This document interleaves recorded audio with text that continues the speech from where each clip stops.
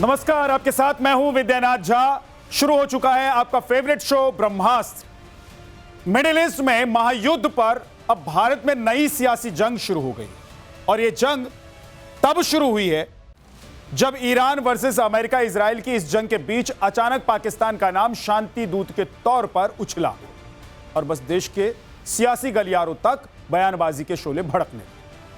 कांग्रेस सवाल उठा रही है, भारत की कूटनीति आज कहां खड़ी है। जंग की इस भीषण आग के बीच पाकिस्तान के पीसमेकर बनने की इस थ्योरी को सुनकर पूरी दुनिया भी हैरानी इस बात पर नहीं है कि पाकिस्तान को लेकर ऐसा प्रोपेगेंडा किया जा रहा है।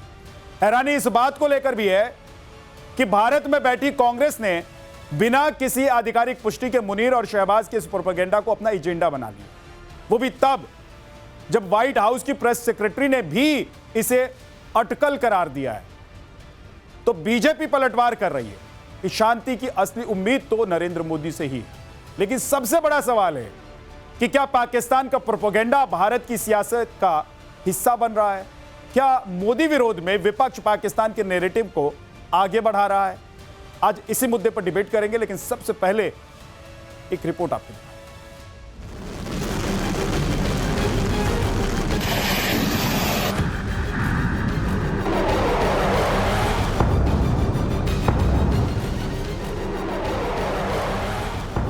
अब पाकिस्तान इतने बड़े महायुद्ध की शांत कराने में, संधि कराने में मुख्य रोल निभाएगा और हमारे विश्व गुरु भारत के लिए ये भी न कर सकेंगे।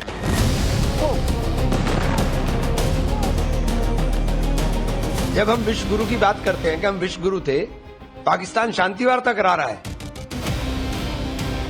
अगर शांति का कोई संदेश दे रहा है तो भारत दे रहा है। शांति की उम्मीद है तो मोदी जी से।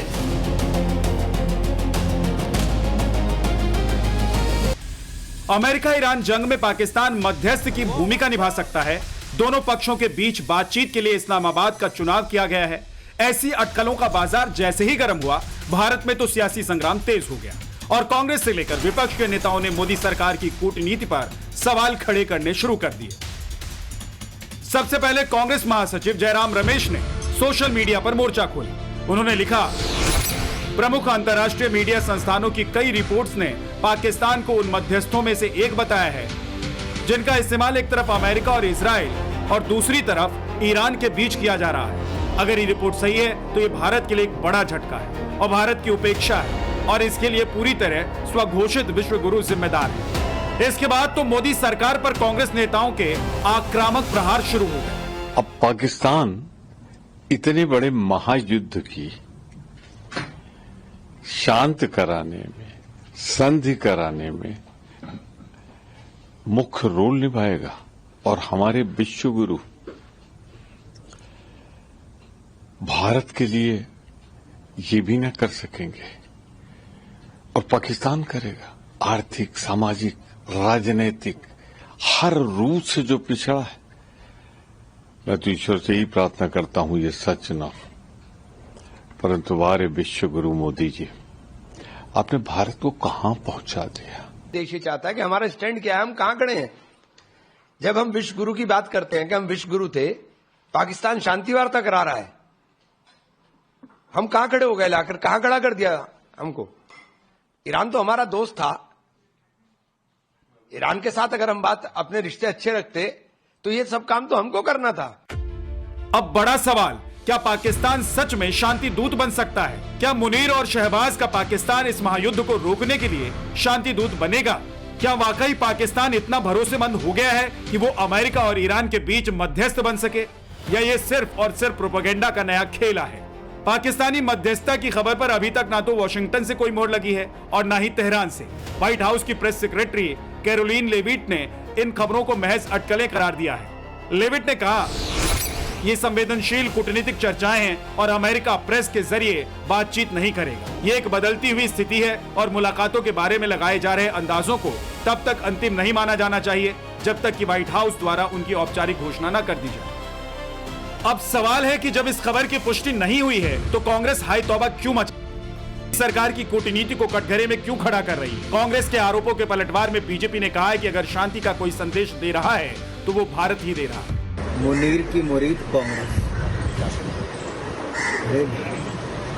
कांग्रेस को दुनिया भर में और कहीं समर्थन मिले ना मिले, पाकिस्तान से समर्थन जरूर मिलता है, और पाकिस्तान को भी दुनिया में कहीं समर्थन मिले ना मिले, कांग्रेस का समर्थन जरूर मिलता है। दोनों एक दूसरे की पीठ थपथपाते हैं, एक दूसरे का समर्थन करते हैं और वाहवाही करते हैं, और देश की जनता के सामने कांग्रेस की पोल खुल चुकी है।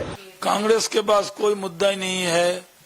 व्हाट्सएप यूनिवर्सिटी के लोग हैं, वो सिर्फ जो उनके जो जॉर्ज सोरस जैसे लोग हैं जो गाइड करते हैं वही करते हैं।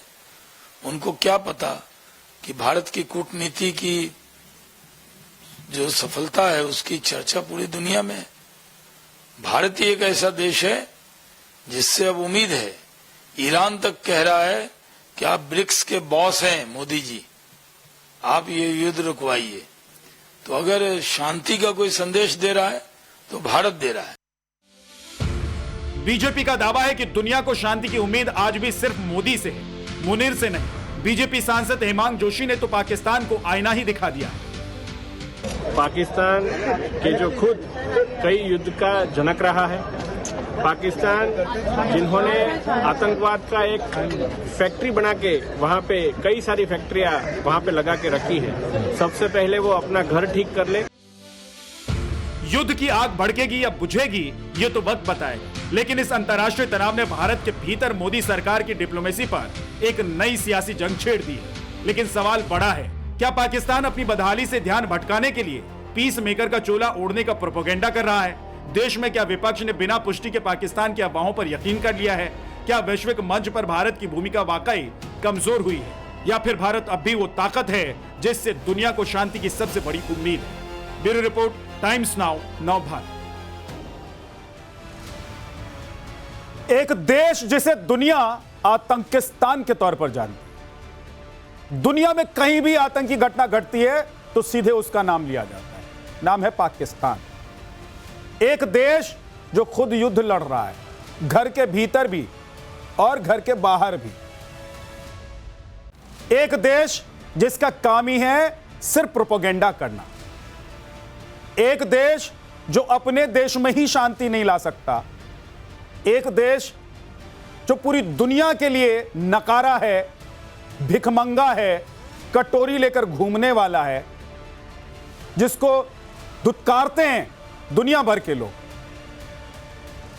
जिसके लिए कहा जाता है कि बूट पॉलिश करके यह मुल्क अपने देश का खर्च चलाता है, कर्ज में इतना डूबा हुआ है कि किसी भी दिन नीलाम हो जाएगा। उस देश का नाम आते ही, उस देश के बारे में चर्चा होते ही हमारे देश में कुछ राजनीतिक पार्टियों के नेताओं के माछी क्यों खिल जाती? हमारे लिए हमारा देश सबसे प्यारा है या पाकिस्तान का प्रोपेगेंडा? आज इसी पर बात करेंगे। आरपी सिंह बीजेपी के प्रवक्ता हमारे साथ हैं, colonel Shailendra Singh retired defence expert हमारे साथ हैं, रोविंद्र सचदेव विदेश मामलों के जानकार हमारे साथ हैं। बहुत बहुत स्वागत है सर आपका। अश्विनी कुमार मिश्रा कांग्रेस के नेता, अखिलेश कटियार समाजवादी पार्टी के प्रवक्ता, प्रोफेसर अखिल स्वामी राजनीतिक विश्लेषक। बहुत बहुत स्वागत है सर आप सभी लोगों का। सबसे पहले शैलेंद्र सर आपके पास मैं आ रहा हूं कि पाकिस्तान जले भुने मरे गिरे, क्या करे नहीं करे, हमको क्या करना है? दोस्त बनकर रहेगा तो उसके लिए सोचेंगे, नहीं तो पाकिस्तान प्रोपेगेंडा चलाए, एजेंडा चलाए, रोए हंसे जिए मरे, जो करेगा वो भुगतेगा। क्यों ऐसा लगने लगता है कि पाकिस्तान की तरफ से एक प्रोपेगेंडा आता है और देश में कुछ लोगों की बातें खिल जाती हैं? सोचते हैं कि भाई यही मौका है, इसी मुद्दे को उठाओ और इसी मुद्दे के जरिए मोदी के विरोध में खड़े हो जाओ, सरकार के विरोध में खड़े हो जाओ। यहां तक नहीं सोचते हैं क्या ये लोग कि भाई ये मोदी विरोध में देश का विरोध भी हो जाएगा?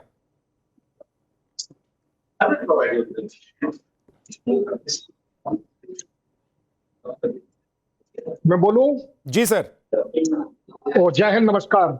7 पैनलिस्ट आपको मिलाकर कोई भी एक दिल पर हाथ रख के बोल दे कि खबर सच्ची है, कोई एक बोल दे। पॉलिटिक्स बाद में कर लेंगे, बट अपनी इंडिविजुअल आस्था अपने देश की, मुझे नहीं लगता हम सातों में से मेरे पास ज्यादा है या विद्यानाथ जी के पास ज्यादा। मेरे लिए सातों बराबर हैं, सातों अपनी कंट्री के लिए 100% नहीं 200% प्राइड रखते हैं, रखते रहेंगे। और मैं उम्मीद करता हूं जिस दोस्ती की बात आप पाकिस्तान की कर रहे हो, वेल ये उसका पलड़ा है, मुझे मेरा नहीं। बट विद्यानाथ जी, मेरे को आपके साथ सिर्फ एक कंप्लेंट है, पाकिस्तान बुरा मान जाता है। आप दूसरी बार आज कह रहे हो कि वो कटोरी लेके घूम रहे हैं। उन्होंने लास्ट टाइम भी आपको करेक्ट किया था कि हम कटोरा लेके घूम रहे हैं, क्योंकि उनकी कोई लिमिट नहीं है। कटोरी को तो भरा भी जा सकता है, लेकिन कटोरे का जो मामला है वहां पर कहीं कोई उम्मीद दिखती नहीं है। अब आगे बात के पाकिस्तान एक अच्छा एनालिसिस कर लेते हैं कि क्या पाकिस्तान कर सकता है या नहीं। चलिए एक सेकंड के लिए मेरे को 10 सेकंड दीजिए। एक मध्यस्थता करने वाले के अंदर क्या कैरेक्टरिस्टिक्स होने चाहिए, मैंने कुछ लिस्ट आउट किए मेरे लिए। रिलायबिलिटी होनी चाहिए, पाकिस्तान में बहुत रिलायबिलिटी है, इसमें कोई शक नहीं। क्रेडिबिलिटी भी होनी चाहिए, क्रेडिबिलिटी भी पाकिस्तान के पास है। कंसिस्टेंसी होनी चाहिए, वो भी उसके पास है। और वर्ल्ड में एक स्टैंडिंग होनी चाहिए। ये चार चीजें ऐसी हैं जो मिनिमम होनी चाहिए, और पाकिस्तान के पास इसमें भरपूर है। सिर्फ फर्क यह है कि वो टेररिज्म से भरपूर। ये चारों जगहों पर पाकिस्तान की काबिलियत टेररिज्म में अव्वल नंबर पर है। दूसरी बात, चलिए अगर हमें इवैल्यूएट ही करना है, ये मुझे आज तक समझ नहीं है मध्यस्थता प्रेस कॉन्फ्रेंस में कैसे होती है। आज तक तो हुई नहीं दुनिया की कहीं। दोनों पार्टीज ने कभी नहीं बोला, ना कभी आपने बोला। जो कर रहे थे, मैं तो कह रहा हूं इस समय एक्चुअली देखा जाए तो मेरे हिसाब से तो ओमान, टर्की और इजिप्ट जो है वो प्ले कर रहे थे एक रोल। मैं मानता हूँ दुनिया की सारी कंट्रीज प्ले कर रही है, ऐसा नहीं है कि कोई नहीं कर। सब चाह रहे थे कि कुछ ना कुछ बात बने और यहाँ पर बात रुके। सो अपने आप में एक अफवाह के ऊपर कमेंट करना जी शायद मेरे लिए मेरे देश के लिए नहीं, मेरे लिए इंसल्ट की बात। जी ठीक है सर। अश्विनी जी, तमाम मापदंड बताए हैं शैलेंद्र सर ने कि क्या मापदंड हैं, होने चाहिए एक शांति दूत के लिए, एक देश के लिए जो शांति वार्ता का प्रमुख हो या उसकी मध्यस्थता कर रहा हो। आपको लग रहा पाकिस्तान इन मापदंडों में खरा उतरता है और इसीलिए जो पाकिस्तान का प्रोपेगेंडा है उसको आप भारत में एजेंडा के तौर पर चला रहे हैं?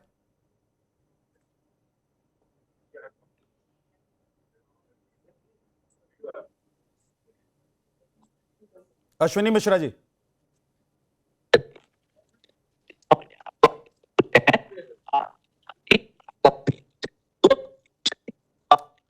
अश्विनी जी आपकी आवाज नहीं आ रही है क्लियर, ऑडियो में दिक्कत है। अखिलेश कटियार जी, आपको लग रहा है कि तमाम वो मापदंड जो एक शांति दूत, शांति वार्ता करने वाले या मध्यस्थता करने वाले देश का होना चाहिए, उसमें पाकिस्तान खरा उतरता है? हम लोग कमजोर रह गए हैं, या पाकिस्तान का जो एजेंडा है, प्रोपेगेंडा है, उसको एजेंडा बनाकर विपक्ष मोदी को सिर्फ टारगेट करना चाहता है और उसमें यह भी नहीं देख रहा है कि भाई इसमें अपने देश का भी विरोध हो रहा है? नहीं विद्यानाथ जी, ये जो क्राइटेरिया है उसमें क्या है, वो एक सेकेंडरी विषय है। अंतर्राष्ट्रीय स्तर पे जो बातें आई तो अमेरिका के तरफ से जो व्हाइट हाउस से जो बयान आया, उन्होंने उस जानकारी पे नकारा भी नहीं। उन्होंने सिर्फ इतना कहा कि डिप्लोमेटिक ये क्वारीज है और इसे मीडिया के माध्यम से नहीं बताई जा सकती। उन्होंने कहा कि ये सिर्फ अटकलबाजियां हैं। हम भी ये चाहते हैं कि इस तरीके की क्षमता, अटकलबाजियां, हम ये जानते हैं कि भारत एक महान देश है और इस तरीके की अगर कभी कोई परिस्थिति बनती है तो भारत को ये मध्यस्थता करनी चाहिए। लेकिन एक कमाल की बात यह है कि वहां के जो जनरल हैं मुनीर साहब, उनको ट्रंप साहब बैठ के घर में अपने खाना भी खिलाते हैं, ये भी पूरी दुनिया ने देखा है जा साहब। और उनके राष्ट्रपति जो है पाकिस्तान के प्रधानमंत्री, ईरान के राष्ट्रपति से मुनीर को वो अपना पालतू समझते हैं, बोटियां डालते हैं वो, और पालतू को खाना खिलाया जाता है सर, और उसको बोटियां खिलाई जाती हैं। जा साहब, मैं उसको ऐसी बोटियां खिलाई जाती हैं, नहीं ऐसे आहार खिलाए जाते हैं सुन लीजिए, जिससे वो ताकतवर बना रहे, देखने में फिट लगे, अंदर से चाहे कितना ही खोखला हो, करते नहीं हैं। तो फिर ताकत हमारी भी है कि जब ट्रंप, हम जब देखो तब इंडिया के और भारत के लिए गंदे गंदे शब्द, अपमानजनक शब्द इस्तेमाल करता है, जवाब तो हम भी नहीं देते झा साहब।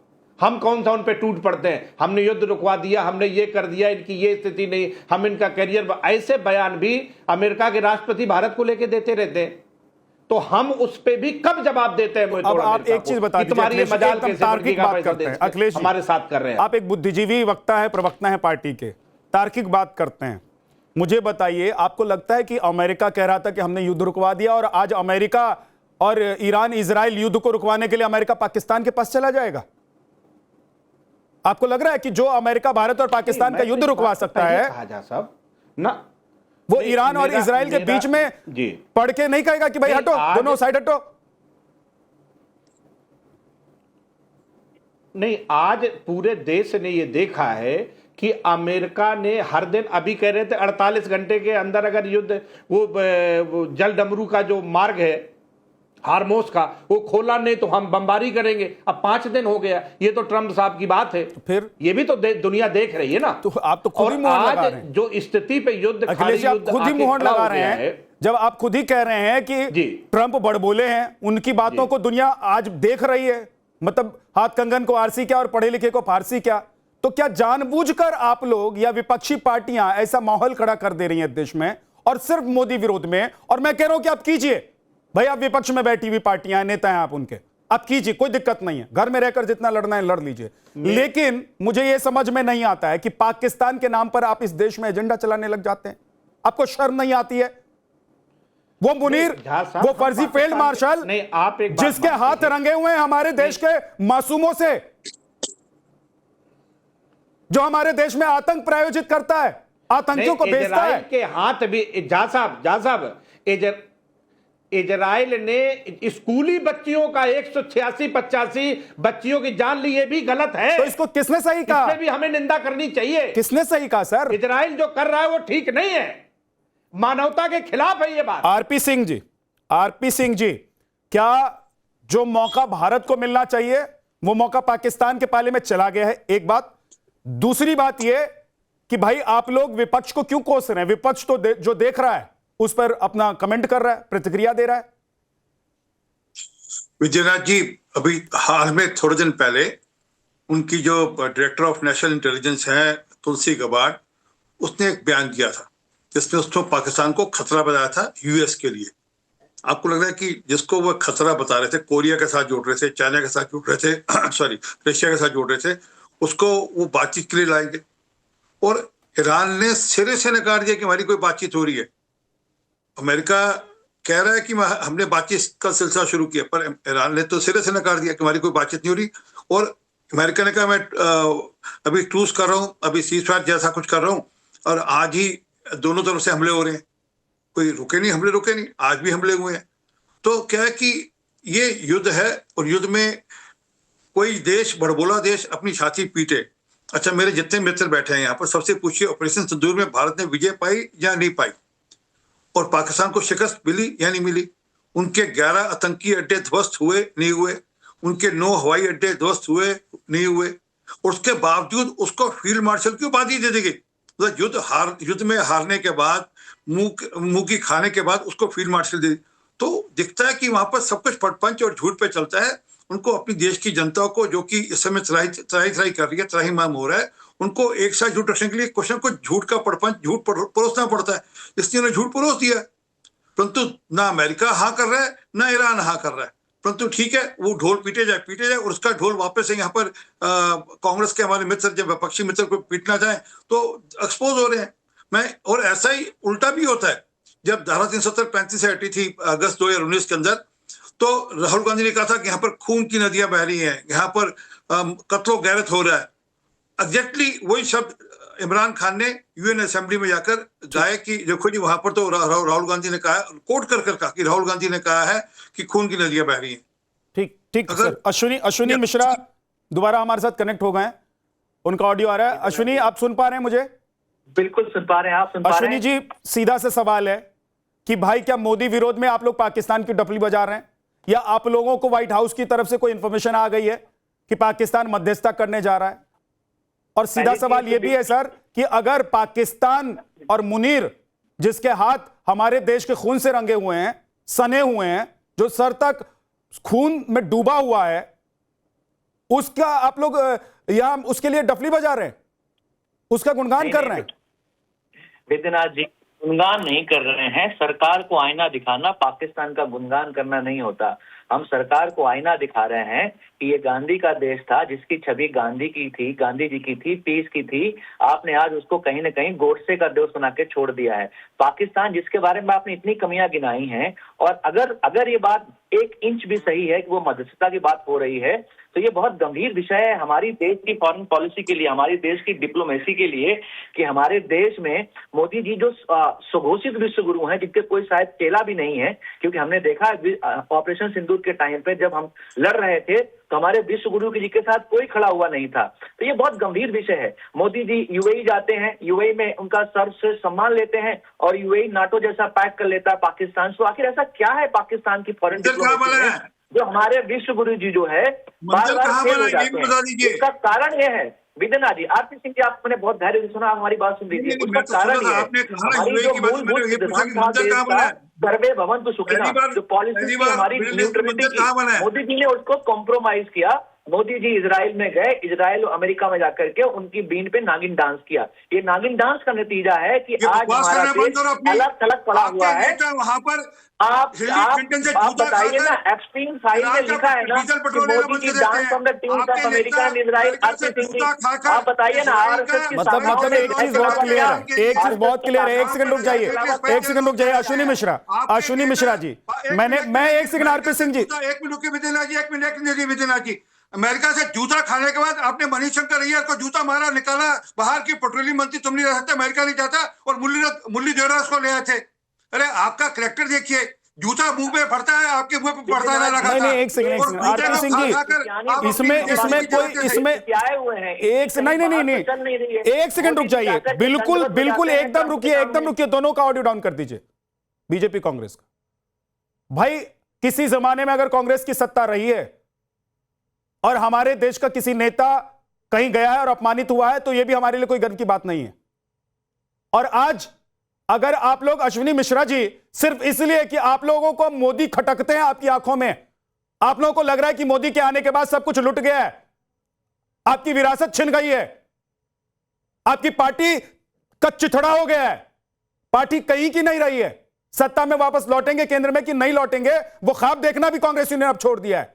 इसलिए आप लोग पाकिस्तान के कंधे पर रखकर अगर बंदूक चलाना चाहते हैं सर, तो देश की जनता आप लोगों को देख रही है अश्विनी मिश्रा जी, कि मुनीर का गुणगान करने लग जाएंगे आप लोग। जी, एक तो हमको मोदी से नफरत नहीं है, मोदी की गलत नीतियों, गलत फैसलों से नफरत है। और उसका उदाहरण है, अगर आप अपने स्टूडियो के बाहर निकलेंगे, देखेंगे जो चाय आप 10 रुपए की पीते थे 30 रुपए की बिक रही है आपके स्टूडियो के बाहर, क्योंकि मैं वहां जाता हूं।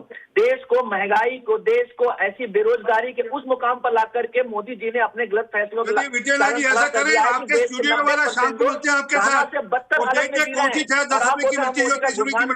साहब, आपको पैसे मिलते होंगे गुणगान करने के, हमको नहीं मिलते। सुनिए सर, मैं एक चीज आपको बता देता हूं, आप राहुल गांधी का गुणगान कीजिए, 3 करोड़ की गाड़ी में बैठकर देश की जनता को आप लोग कहिए कि देश की जनता बहुत परेशान है ना, करोड़ों की गाड़ी में बैठिए और बड़े बड़े कॉफी हाउस में जाकर आप लोग कॉफी पीजिए और कहिए कि 15 रुपए की चाय मिल रही है। सुनिए अश्विनी मिश्रा जी, मैं एक चीज बहुत क्लियर कर देना चाहता हूं आपको भी और अपनी जनता को भी, जो हमारे व्यूअर हैं उनको भी, सत्ता पार्टियां आती जाती रहेंगी, सत्ता में बैठती रहेंगी पार्टियां, ये देश नहीं झुकना चाहिए और ये देश नहीं रुकना चाहिए। अश्विनी मिश्रा जी, दिक्कत इस बात की है, कैसे समझाओगे जिनके ठेले बंद करने पड़ रहे हैं, जो ठेले चलाते थे, देश की 90% जनता वही व्यूअर है आपकी, जो रोड पे आ गए हैं मोदी जी की नीतियों के कारण। आप मोदी जी का, तो सर जब आप ये कह रहे थे, तो हम ये खबर दिखा रहे थे, जब आप ये कह रहे थे कि देश में सिलेंडर की दिक्कत हो गई है, तो हम ये खबर दिखा रहे थे और सरकार को आकर उस पर बयान देना पड़ा और सरकार ने बताया कि देश की स्थिति क्या है। का जो कर्जा चढ़ाया इन्होंने ऑयल बॉन्ड देकर, उसके बारे में क्या कहना है? 1,30,000 करोड़ रुपए का, एक मिनट रुक जाइए, मुद्दे पर रहिए, मुद्दे पर रहिए, एक मैं एकदम टू टॉपिक, इधर उधर मत भटकिए। ये मुनीर के जूते चाटने वाले हैं, ये मुनीर के तलवे चाटने, मुनीर जो कहेगा वो बोलेंगे यहाँ पर। ये दिक्कत यही है रविंद्र जी, दिक्कत यह है सर कि भाई पाकिस्तान का एक प्रोपेगेंडा वाला मशीनरी है उनकी, वो मशीनरी फायर करती है। इधर सीधे इधर से बैठे रहते हैं कुछ लोग लपकने के लिए कि उधर से गोला आएगा हम लपक लेंगे और यहां उसको फोड़ देंगे, यहां बवाल मचा देंगे। मतलब क्या ये राष्ट्रवाद है? क्या ये देश हित में है? ये क्या विपक्ष हित में है? ये क्या है? Thank you Vidyanand ji and इतना एमिनेंट पैनल है।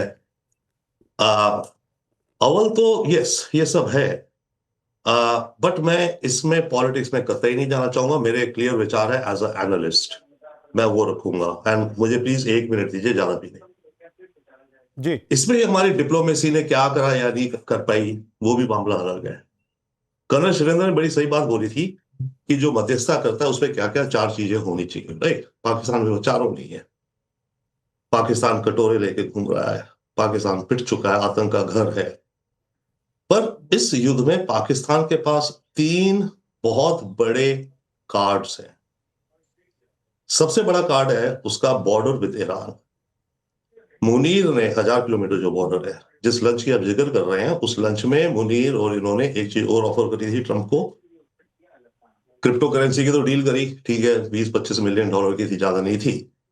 रॉ मटेरियल भी ले लीजिए, हमारे यहाँ से बलूचिस्तान से यहाँ ले लीजिए। इन्होंने कहा था 1000 का हमारा जो बॉर्डर है, आपको और इजरायली स्पेशल फोर्सेस को अगर ईरान के अंदर भेजना है, हम दूसरी तरफ नजर कर लेंगे, आप यहाँ से लोगों को भेजो अगर चाहो तो। And by the way, Iran का जो बलूचिस्तान है वहां पर भी इंसर्जेंसी चल रही है जो ईरानियन सरकार के खिलाफ है, राइट, कि उनको भड़काने के लिए। एक ये कहा था। दूसरा जो पाकिस्तान के पास है वो है, और बहुत डेंजरस चीज है एक्चुअली, और उसमें हमारी डिप्लोमेसी का हमारा कोई वो नहीं, उनका अपना है। उनका सऊदी अरेबिया के साथ मिलिट्री अलायंस है सर, अक्टूबर में जो साइन हुआ है। और जो खबरें हैं, रिपोर्ट्स हैं, जितनी हमें पता है सबको शायद, उसमें attack on one will be attack on other. तो अभी ईरान ने सऊदी पे अटैक करा है, तो उस एग्रीमेंट पैक्ट अलायंस के अंतर्गत पाकिस्तान को ईरान पे अटैक करना चाहिए। पाकिस्तान ईरान को वो धमका रहा है, अमेरिका और सऊदी उसे उकसा रहे हैं कि तू ये प्रेशर बनाओ ईरान पे कि भाई ठीक है, पाकिस्तान के सोल्जर जाएं, बूट्स ऑन ग्राउंड हो जाएंगे ईरान में अगर इनको चाहिए हो तो। पाकिस्तान वो खेल खेल रहा है। और ये जो रिपोर्ट्स हैं, ठीक है, पाकिस्तान बहुत प्रोपेगेंडा करता है, we know, we understand, I think all of us, बहुत हम पुराने एक्सपीरियंस है आप सब। पर इस केस में जो ये रिपोर्ट्स आ रही हैं, ये आ रही हैं, आपके व्हाइट हाउस ने तो खैर मना करेगा, वो जो भी कहे वो कमेंट ही नहीं करेगा, कोई भी सरकार नहीं करेगी कमेंट। पर खबरें आपकी सबसे आ रही हैं, वॉल स्ट्रीट जर्नल से आ रही हैं, रॉयटर्स में आ रही हैं, ब्लूमबर्ग में आ रही हैं, कि अभी परसों मीटिंग हुई थी 4 फॉरेन मिनिस्टर्स की, जो मेन रोल अभी प्ले कर रहे हैं। बाय द वे, इसमें ओमान, अब मध्यस्थता में ओमान का नाम नहीं आ रहा है, ओमान कर रहा था पहले ज्यादा, राइट। तो Saudi Arabia, Pakistan, Egypt and Turkey. तो ये जो मीटिंग होने की बात हो रही है, और उसमें ईरानियन डेलीगेशन आएगी मिलने, वो मीटिंग होगी, कहा जा रहा है, या तो टर्की या इस्लामाबाद, अभी इस्लामाबाद पक्का नहीं है, टर्की या इस्लामाबाद। और उसमें हो सकता है कि जेडी वैंस भी आएंगे अगर सारी शर्तों का मामला बना। मैं तो वो सिचुएशन है।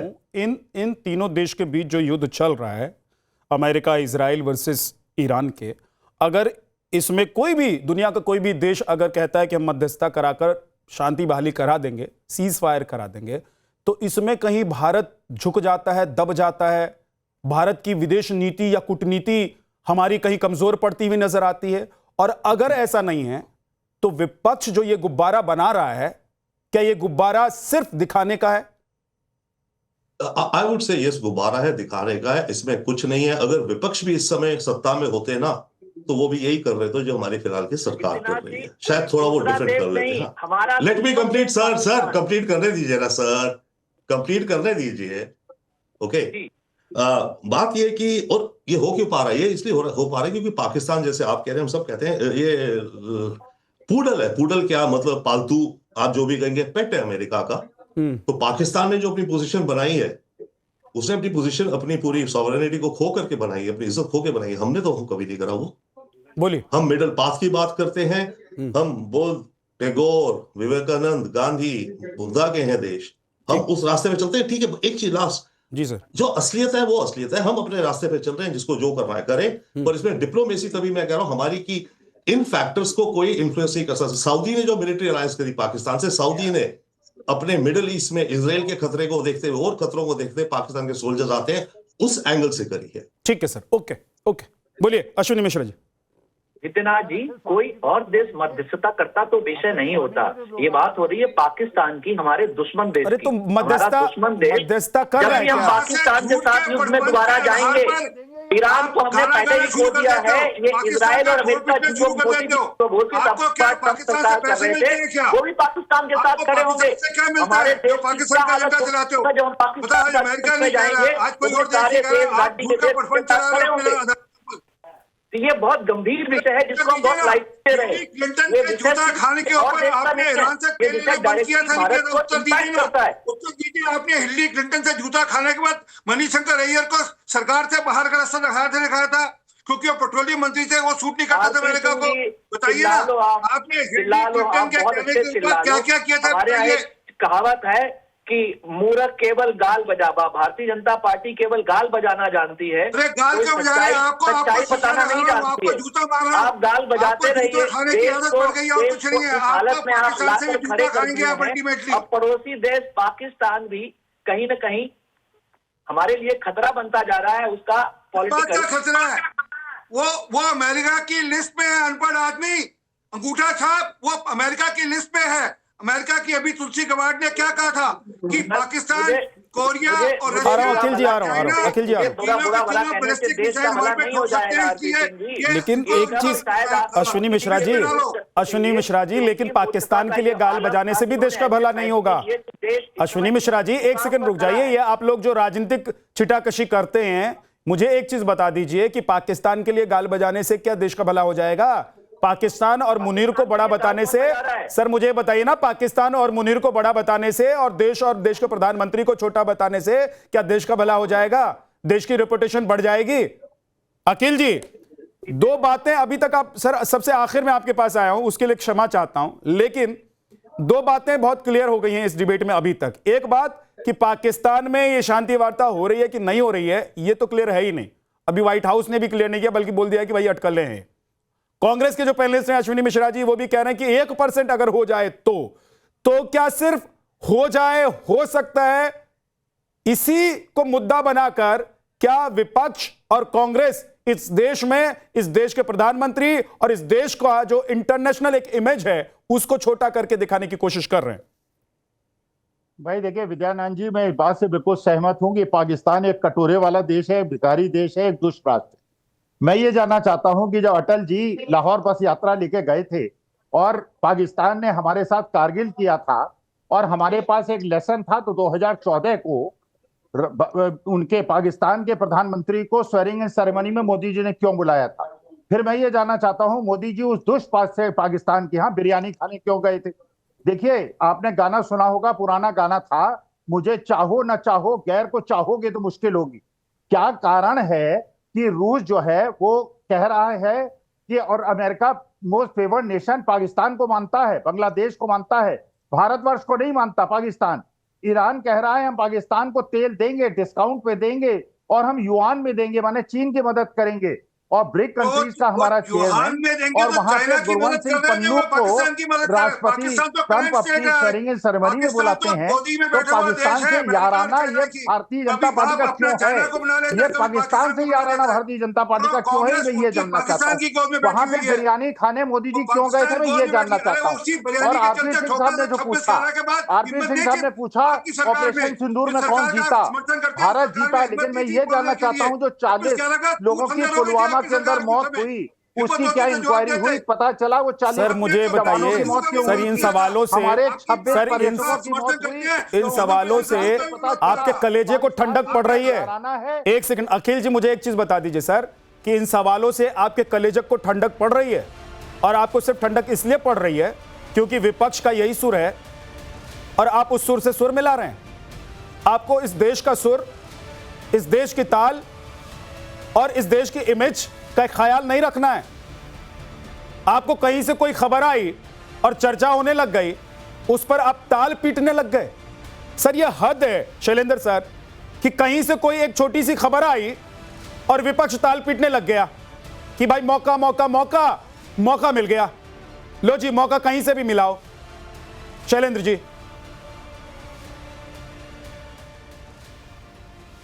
शायद मैं ही थोड़ा सा कमजोर पढ़ा लिखा आदमी हूँ। किसी ने कहा कि ऑपरेशन सिंदूर में कोई हमारे साथ खड़ा नहीं रहा। आप खड़े थे या नहीं खड़े थे? मुझे सिर्फ ये इंटरेस्ट है, हम 7 आदमी खड़े थे या नहीं खड़े थे। मेरे लिए इससे बढ़कर कोई चीज नहीं हो सकती कि आप और मैं खड़े थे। मुझे कौन खड़ा था कौन नहीं खड़ा था मुझे नहीं दिखता। किसी ने कहा नागिन डांस, क्या वो गाल बजाना होगा?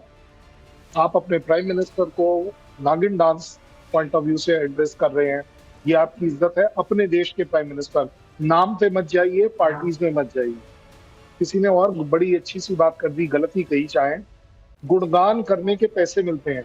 यू मीन टू से अगर मैं आपको पैसे दे दूं तो आप गुणगान कर देंगे? Is that your character? I don't think इस तरह की बातें नहीं करनी। लास्ट पॉलिटिकल पार्टीज, किसी ने कहा कि यस वो ऑपरेशन सिंदूर में मानते हैं कि देश की जय हुई। किसी भी पॉलिटिकल पार्टी ने क्यों नहीं मांगा कि भारत रत्न हम अपने तीनों चीफ को दे दें? ठीक है सर। वहां एक हारी हुई आर्मी का चीफ प्रमोशन लेता है और यहाँ हम अपने यही जो सोच है, जब आप बोलते हैं, आप दिखाते हैं तो समझ में भी आता है, देश की जनता को भी समझ में आता है कि भाई आप सिर्फ अपने राजनीतिक फायदे के लिए हर वक्त कैसे देश को भी नीचा दिखाने से नहीं कतराते, पीछे नहीं हटते हैं। ये अफसोस की बात। और इसीलिए लगता है कि देश आज उन पार्टियों से कटता जा रहा है, देश की जनता उन लोगों से कटती जा रही है जो इस तरह की बात करते हैं। बहुत बहुत शुक्रिया आप सभी मेहमानों का हमारे साथ जुड़ने के लिए।